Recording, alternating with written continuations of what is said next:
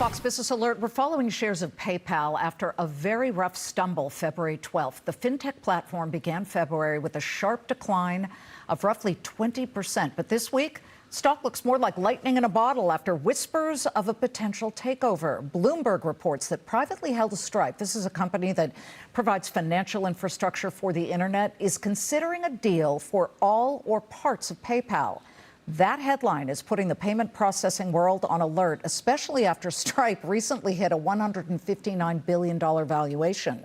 One fintech watching closely, Fidelity Information Services. PayPal is a major client of FIS, which provides the technological plumbing for financial transactions around the globe and services $8 trillion in assets annually. Joining me now to talk about this and more, FIS CEO Stephanie Ferris. Stephanie, I mean, would any acquisition or reshuffling of PayPal affect you in a positive way, negative way? How would that move? Well, I mean, generally in this industry, we've seen a lot of M&A transactions over time. In fact, FIS was part of these over the last history of buying Vantiv, WorldPay, FIS, and then we just finished the sale of FIS to Global Payments, and we bought the largest credit card processor in the industry early January. So this industry does have a lot of M&A in it. It generally is a very good outcome for clients and for the industry. So not surprised to see more trends around potential M&A and potentially with a transaction with PayPal. Have you been surprised that the entire industry has been hit with a fire hose of news and developments when it comes to technology advancements? That's crazy over the past year and a half. It is crazy, but it's one of the things that I love about the industry. Taking a step back, as you mentioned, FIS is solely focused on the financial services system. We provide financial technology to all of financial services around the globe, across the entire money life cycle. So whether you're storing money, moving money, lending money, our technology provides it all. We support 12% of the world's economy. So we do get a broad brush view of what's going on. And so as a result of that, I'm very excited about all the different developments. But I will tell you, it is a lot to keep up with on a daily basis. At night, you close your eyes at night and you open them and suddenly 12 different headlines hit. Totally. Mobile online banking, yeah. That's what you guys facilitate among all of the things that you do? We do a lot of things. We do core deposit taking. We do mobile deposit, mobile online banking, deposit origination, commercial lending, consumer lending. Anything that a financial services company wants to do, we provide the technology that does that. Trading and asset processing, lending. So we're the backbone and the infrastructure for a lot of these financial institutions. You talk about the thousands and thousands of customers and clients that you have, among them a huge number of the largest financial institutions, the LFIs. Yes. JP Morgan, not only a customer, but also owns a chunk of your stock.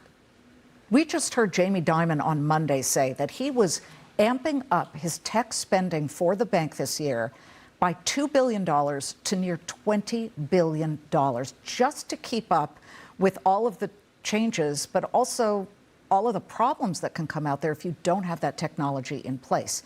How does that affect you? Because if those customers are spending a lot on amping up their technology, is there less for you guys? Yeah, so actually, it's a perfect example of why I think there's a generational moment happening in financial services.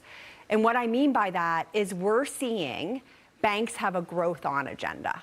So regulatory is coming down. Banks are now finally allowed to drive innovation, whether it's tokenized deposits, crypto, et cetera, inside banks, whether you're growing organically or through M&A. And there was $50 billion worth of bank M&A last year, and I expect you'll see more.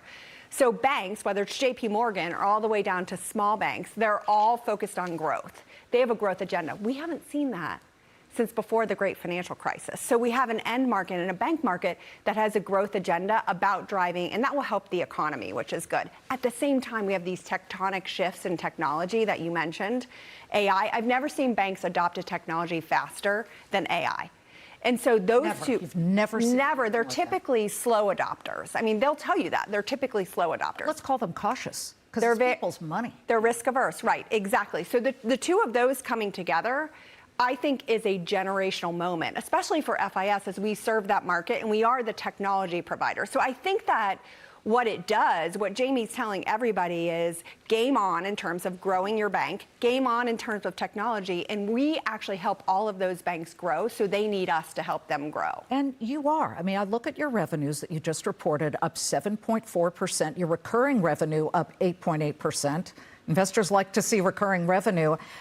Why isn't Wall Street getting the sort of the excitement about the stock? If I invested 5 years ago, it's dead money. You came 3 years ago. Yeah. It's still problematic. What do you need to do to start lighting a fire under the stock? Yeah, no, thank you. I agree 100%.